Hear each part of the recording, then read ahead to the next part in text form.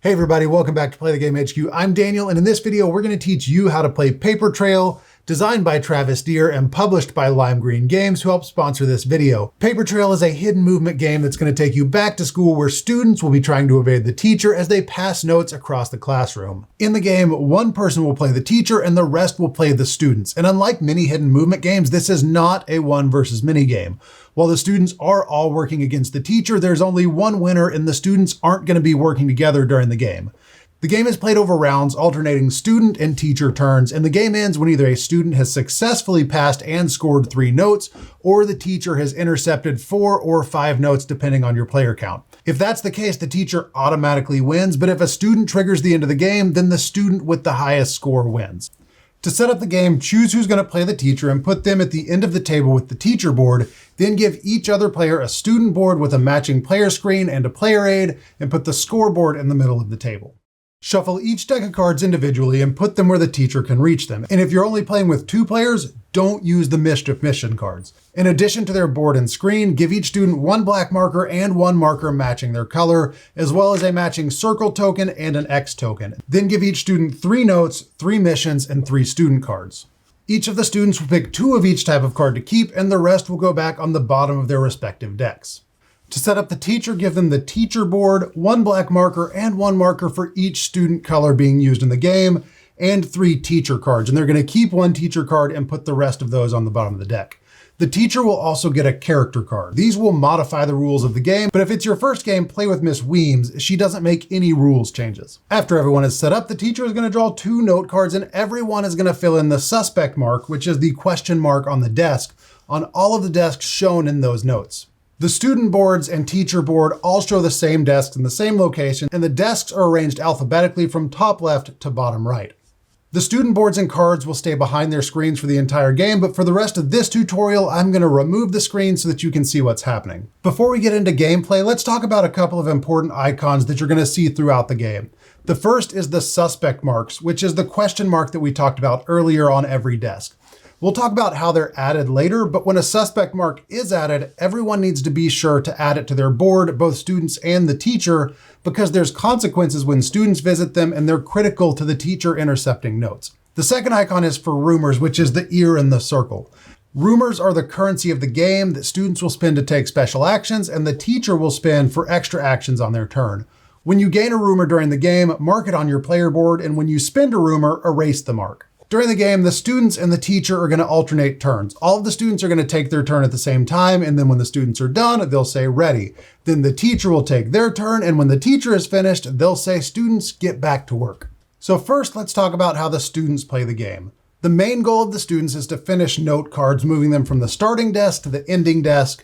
And after you've picked your 2 note cards, mark the start and end point of each card, and then put the disc and the X on the starting point of each route. On your turn, you can take 3 actions, and you can take the same action multiple times. You can pass a note, throw a note, sneak, score a note, or draw a student card. You can also take as many minor actions as you want, as long as you can afford them, and most of those are paid for with rumors. You can play any number of student cards for free. You can spend 2 rumors to discard 1 of your notes and get a new one, and you can spend 3 rumors to draw 2 mischief cards and keep 1. So let's talk about passing notes. The notes each show 2 desks, and your goal is to get the note from the starting desk to the ending desk. There's 2 ways to move a note, passing and throwing, and each of those uses 1 of your 3 actions. Notes are allowed to backtrack and pass over the same desk multiple times, and it's fine if there's more than 1 note at the same desk. To pass a note, move it from its current location along 1 solid line to a new desk, using your dry erase marker to track its progress and the token to track its current location. You can also throw a note, moving it along a paper ball path from 1 desk to another.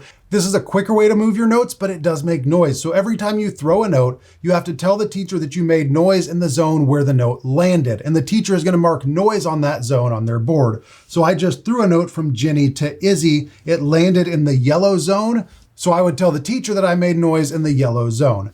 If you make noise multiple times on your turn, you have to tell the teacher about each time, but every time you throw a note, you do gain a rumor, so be sure to mark that on your board. The sneak action is used when you're moving to a desk that the teacher has marked as suspect, and it costs a rumor to do that. During the game, the teacher will be investigating desks and marking them with suspect marks, which is shown by drawing a question mark on the desk. Anytime the teacher marks a desk with a suspect mark, make sure that all of the students do it too, because students have to use a sneak action to move to those desks. To move to a desk with a suspect mark, you'll pass or throw like normal, but you have to announce to the teacher that you're sneaking and spend a rumor from your board. You don't have to tell the teacher where you're sneaking, only that you're sneaking, and you don't have to announce or spend a rumor to leave a suspect desk, only to enter one. Once you've gotten a note to its final desk, you can score it, but this does take an action, so if you use your third action to get the note to its destination, you'll have to wait till your next turn to score it. To score a note, hand it to the teacher to put on the scoreboard, then read the path of the note out loud to everybody.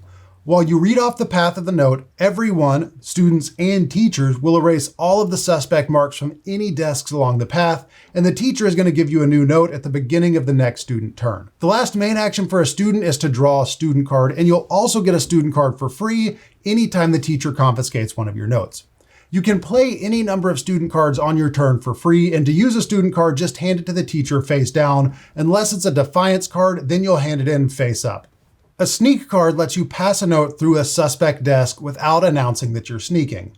And a soft throw card lets you throw a note without announcing that you've made any noise. So when you play either of these cards, you give them to the teacher face down, and the teacher doesn't get to look at them. So when you play a face down card, the teacher knows that you're either sneaking or throwing, but they don't know which, and they don't have any clues about where you are in the classroom. You can also play a defiance card to avoid the action on a teacher card, but this only applies to the student that played the card, not the whole class. And that's the student's turn. You get 3 major actions, any number of minor actions as long as you have the rumors to pay for those minor actions.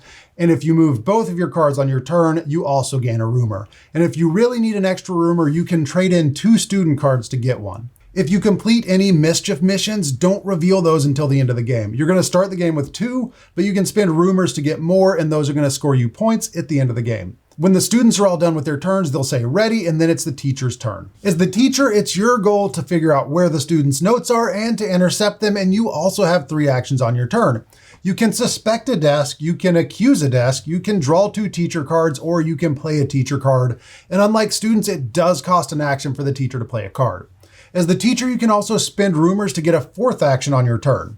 To suspect a desk, tell the students which desk you want to investigate, and any student who has either been to that desk or is currently at that desk will say hit, and you'll draw a suspect mark in that player's color on the desk. So if I suspect Izzy and blue is currently at Izzy's desk, they would say hit, and I would draw a blue question mark on Izzy's desk. If multiple students give you a hit, you can draw multiple suspect marks on that desk. And if no players hit, use the black dry erase marker to draw a suspect mark on that desk. And remember, whenever the teacher draws a suspect mark, the student needs to draw it too, because they have to sneak through those desks. And you, as the teacher, gain a rumor every time you get a hit during the suspect action. So for this desk here, I would get 2 rumors. Whenever a student makes noise by throwing a note, they have to announce the noise and the zone where it happened, and you as the teacher will color in the exclamation marks in those zones to track which students have made noise there. So if purple tells me they made noise in the gray zone, I can color in that exclamation mark with purple to remind me that they have made noise there. And you can erase clues like noise whenever you want, but it's recommended that you leave them there until either the note is confiscated or you don't remember why that clue was there. And speaking of confiscating notes, that is the ultimate goal of the teacher, and you're going to do that by accusing desks. But use the accuse action wisely, because your turn ends immediately after you do it, regardless of how many actions you've used that turn. You can only accuse desks with a suspect mark on them. When you think you know a desk that has a note at it, if it has a suspect mark on it, call out that desk that you want to accuse. So I want to accuse Izzy. If you're a student and you have a note currently at that desk, you're going to say hit. But if your note is anywhere else in the class, say miss. Every student with a hit has to hand those notes to the teacher, but only the notes that were at that desk, not notes that were anywhere else in the classroom, even if they had previously traveled through that desk. The notes that were handed in are now confiscated. When a note is confiscated, the student reads off the path just like they would when the note is completed, and all suspect marks are erased from that route. When a note is confiscated, the student immediately draws a new card. On your turn as a teacher, you can also use an action to draw a teacher card, and in a 2 or 3 player game, the teacher receives a teacher card every time the student scores a note. You do have to use an action to play a teacher card, but they can be very strategic and they affect the whole class unless a student plays a defiance card to counter a teacher card. But when they do that, it only negates the card for the student who played it. The rest of the students still have to comply with the teacher card. The suspicious zone card names a colored zone, and each student must say hit for each note they have in that zone. That means if a student has 2 notes in that zone, they have to say hit twice, and the teacher will mark noise for each hit in that zone. On the trail requires each student to name the endpoint of one of their note cards, and the teacher can mark those desks with noise. Interrogate requires each student to name one color zone that they're currently in, with the teacher marking noise in each of those zones. And finally, Purge allows you to accuse 3 desks that have a suspect mark on them and confiscate all of the notes on those desks. But just like the accuse action, the Purge card does end your turn immediately after you use it. Now, the last thing we need to talk about for the teacher is rumors. The teacher gains rumors in 2 different ways: by getting hits when using the suspect action, and whenever a student spins a rumor, they pay that rumor to the teacher and the teacher gains the rumor on their board. In a 4 to 5 player game, the teacher only gains half a rumor when a student spins one. I like to track rumors with X's, so when I get a rumor through hits, I'll write an X, and when a student spins a rumor, I'll mark one line of the X for each rumor spent. You can spend your rumors to gain a 4th action on your turn, but the cost of that 4th action increases every time you use it. The numbers above your rumor track are the cost of that 4th action. Every time you use it, cross off the lowest number, and the next available number is the cost for the next 4th action. So after I spend 2 rumors for a 4th action, the next time I get a 4th action, it's going to cost me 3 rumors. In a 4 and 5 player game, the teacher starts with the 2 marked off, so the teacher's first action will cost 3 rumors instead of 2. At the end of the teacher's turn, replace any notes that were scored on the last student's turn so that all of the students have 2 notes starting the student turn, then say get back to work and it's the student's turn again. The game can end in 2 ways. If a student scores their 3rd note, the game ends at the end of that student turn. When that happens, the teacher automatically loses and the students tally their points to see who won. To tally your points, add up all of the points on any of your completed notes, get 1 point for every 2 rumors you still have, then reveal and gain points for any completed mischief mission. After all of the points are tallied, the student with the highest score wins, unless the teacher triggers the end of the game. The game also ends if the teacher confiscates enough notes. When the teacher confiscates 4 notes in a 2 or 3 player game or 5 notes in a 4 or 5 player game, the game ends immediately and the teacher wins, regardless of how many points any of the students have. And that's Paper Trail. If you have any questions at all, be sure to leave us a comment and we'll answer as quick as we can. Thank you so much for watching. We'll see you later. Bye.